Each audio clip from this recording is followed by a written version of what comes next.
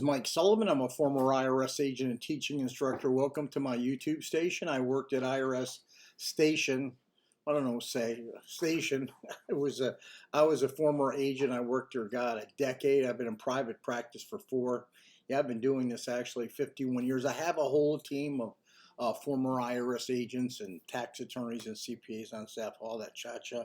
I've been on the national news a lot. Just go to my website and learn about me, 777irs.com. I don't do a lot of salesy stuff. If you want me to represent you, we can. You know, a lot of people want to delay in paying the IRS, and there's a way to go ahead and delay collections. IRS doesn't advertise this. It is on their site, but it doesn't get a lot of the headlines or big R for offer and compromise does, payments do, but IRS doesn't tell you about delayed collections. There is a delayed collections, and that's called the currently non-collectible.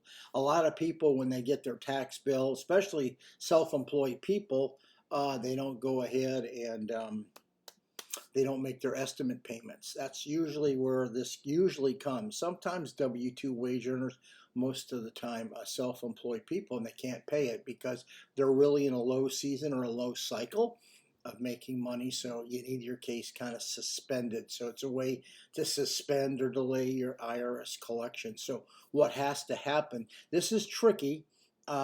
Someone has to call IRS and put you and get this delay or put you into currently non-collectible or kind of freeze your account for the time being. The reason it's a little tricky is IRS does not use the same standards you do to put you there.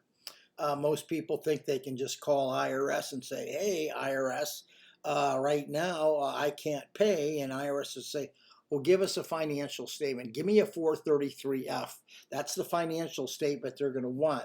And then you're going to give them their financial statement, and they're going to look at it and say, nah, your expenses don't meet our standards. IRS has a national standard for expenses they allow. You want to know what they are? Just go IRS national standards for food and clothing, housing and utilities, car expenses, and car payments. Those 4 areas, IRS dictates to you what you can spend. Here's the problem. Most people call and they wind up with the payment agreement. I'd say 50% do, because you don't know what those, if you're going to do this yourself, you better know those national standards. If you do, you'll probably have success. If you go to a professional, and I'm not, hey, Pat and Mike, I'm just being honest with you. We know what the standards, we know how the applications are. We have a better chance of putting you in currently non-collectible so you don't have a big payment agreement. But if you want to do this yourself, just look up the IRS national standards. I told you, we are experts in this. We really know what we're doing. You can call me. If you call our office, I pick up the phone. You can email me if you have questions. Anyway, now you know the truth about how to get your own case into currently non-collectible or delayed collections or freeze your account.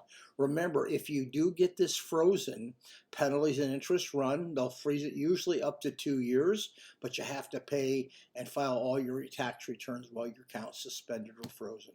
Thank you very much for listening. Give me that subscription. I appreciate it.